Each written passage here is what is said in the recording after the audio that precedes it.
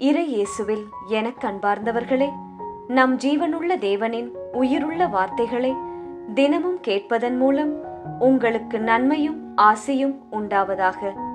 இன்றைக்கு நம் உள்ளத்தில் ஆண்டவர் பேச விரும்புகிற திருவசனம் லூக்கா 21 அதிகாரம் 8 திருவசனம். நீங்கள் ஏமாறாதவாறு பார்த்து கொள்ளுங்கள்.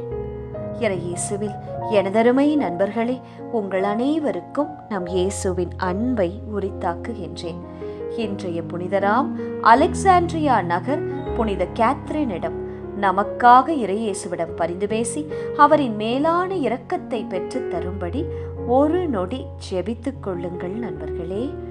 இன்று நவம்பர் மாதம் 25 தேதி செவ்வாய்க்கிழமை. இன்றைய நாளில் தங்கள் பிறந்த நாள் மற்றும் திருமண நாளை கொண்டாடும் அனைவரையும் இறை இயேசுவின் அன்பும் ஆசீர்வாதங்களும் நிறைவாய் சேரட்டும்.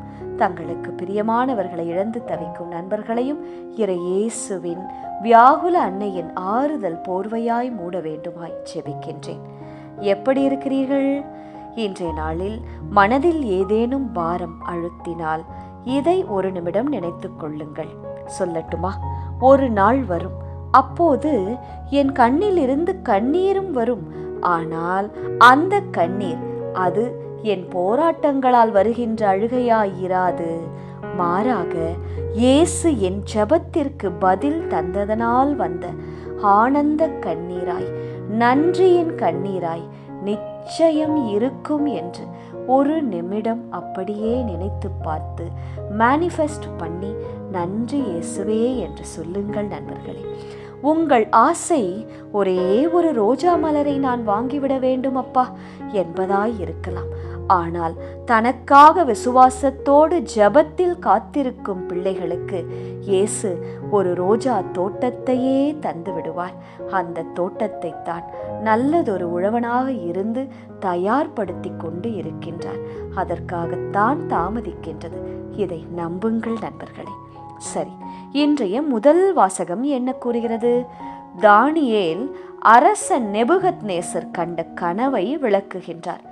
அரசன் கனவில் கண்ட ஒரு பெரிய சிலை. அது என்ன? அதுதான் நெபுகத்நேசர் செய்யும் ஆட்சி. பின்னர் அவன் பல அரசுகள் தோன்றும்படி சிந்தித்தான், கனவு கண்டான். அது என்ன? அரசுகள் தோன்றும், அவை சில வலிமையான அரசு, சில பலவீனமானது. அதன் பிறகு என்ன நடக்கும்?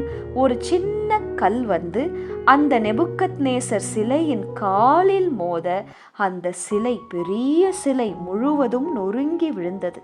அந்த சின்ன கல் பெரிய மலையாகிய உலகெல்லாம் பரவிய அந்த சிலையை ஒடித்தது. அதற்கு பதிலாக அந்த சின்ன கல் உலகெல்லாம் பரவியதாம். ஆம், இதில் நம் சிந்தனைக்கு ஆண்டவர் இயேசு என்று கூறுவது என்ன? நெபுகத்நேசர் போல மனித ஆட்சி, கொடுங்கோல் ஆட்சி, செல்வர்கள், சக்தி அனைத்தும் தற்காலிகம்தான். இயேசுவின் ஆட்சியே நித்தியமானது. கடவுளின் திட்டம் அது மனித வல்லமையால் தடுக்கப்படாது, தடுக்கப்பட முடியாது. அந்த சின்ன கல் அந்த நெபுகத்நேசர் சிலையையே உடைத்ததே. அந்த சின்ன கல் யார் தெரியுமா? அதுதான் நம் இயேசு கிறிஸ்து என்று தானியேல் விளக்குகிறார். அவர் உங்கள் வாழ்வில் வந்தார், பாவத்தின் ஆட்சியை நொறுக்கி உங்களை நிலைநாட்டுவார். இனி என் வாழ்க்கையில் இவனால் அவளால் எனக்கு கிடைக்க வேண்டியது தடைப்பட்டு விட்டது. என்னை நிந்திக்கிறார்கள், என்னை பற்றி பின்னால் பேசுகிறார்கள், என் வளர்ச்சியை தடை செய்கிறார்கள், என்னை புரிந்து கொள்ளவே மாட்டேன் என்கிறார்கள் என்று நினைக்காதீர்கள், வருந்தாதீர்கள். அப்படி யாராலும் உங்களுக்கு செய்ய முடியாது. கடவுள் உங்களுக்கு கொடுக்க நிச்சயித்து விட்டால், இயேசு நிர்ணயித்து விட்டால், எந்த மனிதனாலும் அதை தடுக்க முடியாது. அது உங்களை வந்து அடையும் நண்பர்களே. இதுதான் வார்த்தை கூறும் உண்மை. சரி, இன்றைய நற்செய்தியில் சிலர் எருசலேம் கோவிலின் அழகை பற்றி பேசிக்கொண்டு இருந்தார்கள். எவ்வளவு அழகான இரத்தின கற்கள், பொற்களங்கள், எவ்வளவு மகிமை இந்த ஆலயத்தில் உள்ளது என்றெல்லாம் பேசிக்கொண்டு இருந்தார்களாம். அதை பார்த்த இயேசு கூறுகிறார், கவனியுங்கள், ஒரு நாள் வரும், அப்போது இந்த எருசலேம் ஆலயத்தில் இருக்கும் கற்கள் ஒன்றின் மேல் ஒன்று கூட இராதபடி இடிக்கப்படும் என்று கூறினாராம். உடனே அதை கேட்டுக்கொண்டிருந்த மக்கள் பயந்து இயேசுவிடம், எப்போது இவை நடக்கும் இயேசுவே என்று கேட்டனராம். அதற்கு இயேசு, நீங்கள் ஏமாறாதீர்கள்.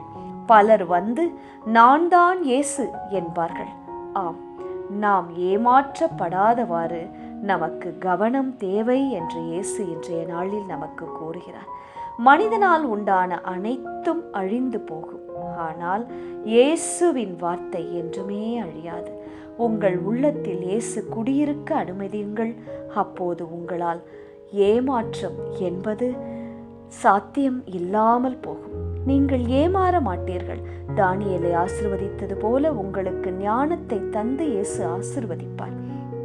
குழப்பம், நோய் வாழ்வில் வரும்போது அவை உங்களை இயேசுவை விட்டு பிரிக்க கூடாது. அப்போதுதான் நீங்கள் இன்னும் அதிகமாய் இயேசுவை தேட வேண்டும். வீட்டில் ஏதாவது சண்டையா, தொந்தரவா, சச்சரவா, நிம்மதியற்ற நிலையா, அல்லது வேலை செய்யும் இடத்தில் அப்படியா? எதுவாக இருந்தாலும் முழங்கால் படியிடுங்கள், உபவாசம் எடுங்கள், இன்னும் அதிகமாய் இயேசுவை தேடுங்கள். அப்போது பாருங்கள், அந்த சோதனைகள் எல்லாம் பனிபோல் வந்த இடம் தெரியாமல் கரைந்து போகும். நண்பர்களே, முயற்சி செய்து பாருங்கள். இன்றைய திருப்பாடல் வழி செபிக்கலாமா? என்றென்றும் வீற்றிருக்கும் இயேசுவை புகழ்ந்து பாடி ஏற்றி போற்றுகிறேன். உம்மை புகழ்கிறேன் இயேசுவே. ஆண்டவரின் அனைத்து செயல்களை, என் வாழ்க்கையில் நீர் செய்த நன்மைகளை எண்ணி உம்மை புகழ்கிறேன். ஆண்டவரே, உம்மை வாழ்த்துகிறேன். வானங்களே இயேசுவை வாழ்த்துங்கள், தூதரை வாழ்த்துங்கள் என்று கூறியிருக்கிறீரே. வானங்களும் தூதர்களும் வாழ்த்துவது போல நானும் வாழ்த்துகிறேன். நீர் திரள்களே ஆண்டவரை வாழ்த்து. நீர் திரளைப் போல நானும் பொங்கி எழுந்து, அலை போல எழுந்து விழுந்து உம்மை வாழ்த்துகிறேன். ஆண்டவராகிய இயேசு எனக்கு தந்த ஆற்றலை இயேசுவை வாழ்த்து. எங்கள் ஒவ்வொருவருக்கும் ஒவ்வொரு விதமான ஆற்றலை நீர் தந்திருக்கிறீர் இயேசுவே. அந்த ஆற்றல்களை எல்லாம் உமது பாதப்படியில் சமர்ப்பித்து உம்மை வாழ்த்துகிறோம். அந்த ஆற்றலை கொண்டுதான் இன்று நாங்கள் உழைக்கிறோம், சம்பாதிக்கிறோம், நல்ல வாழ்க்கையை வாழ்கிறோம்.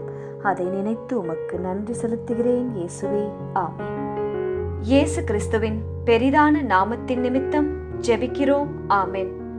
ஒவ்வொரு நாளும் உங்கள் உள்ளத்தில் ஆண்டவர் பேச விரும்புகிற இறை வார்த்தையை தெரிந்து கொள்ள ரோசரி பிரேயர்ஸ் சேனலை சப்ஸ்கிரைப் செய்யுங்கள்.